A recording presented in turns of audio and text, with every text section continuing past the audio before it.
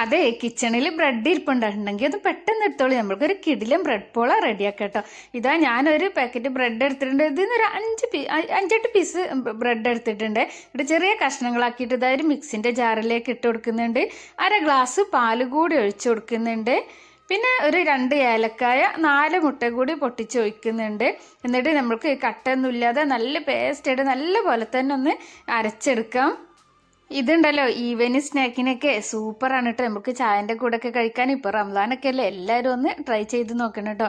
ഇത് പിന്നെ ഞാനിത് നല്ലപോലെ അരച്ചെടുത്തതിന് ശേഷം ഒരു പാന് സ്റ്റൗവിൽ വെച്ച് ചൂടാക്കിയിട്ടുണ്ട്.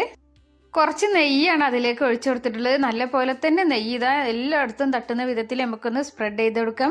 ഈ അരച്ച് വെച്ച നമ്മളെ ബാറ്റർ ഉണ്ടല്ലോ, ആ ബാറ്റർ ഇതാ പാനിലേക്ക് ഒഴിച്ചു കൊടുത്തിട്ട് കുറച്ച് നട്ട്സ്, കാഷ്യൂ, ബദാം, മുന്തിരിയൊക്കെ നമുക്ക് ഇതിലേക്ക് ചേർത്ത് കൊടുക്കാം. നമ്മൾക്ക് എന്തൊക്കെ നട്ട്സ് ഉള്ളത് അതൊക്കെ നമുക്ക് ചേർത്ത് കൊടുത്തിട്ട് ഒരു 15 മിനിറ്റ് ലോ ഫ്ലെയിമിൽ ഇട്ടിട്ട് നമ്മൾക്കൊന്ന് അടച്ചു വെച്ചിട്ടൊന്ന് വേവിച്ചേക്കണം. 15 മിനിറ്റ് മാത്രം ലോ ഫ്ലെയിമിൽ, ഇല്ലെങ്കിൽ അടിയൊക്കെ കരിഞ്ഞു പോകും. എന്നിട്ട് വേറെ ഒരു പാന് ചൂടാക്കി അതിലൊന്ന് നെയ്യ് ഒഴിച്ചിട്ട് നമ്മൾക്ക് തിരിച്ചിട്ട് കൊടുത്തിട്ട് ഒരു 5 മിനിറ്റ് അങ്ങനെ നമുക്ക് വേവിച്ചെടുക്കാം. നമ്മൾ അടിപൊളി ബ്രെഡ് പോള റെഡി ആയിട്ടുണ്ട്.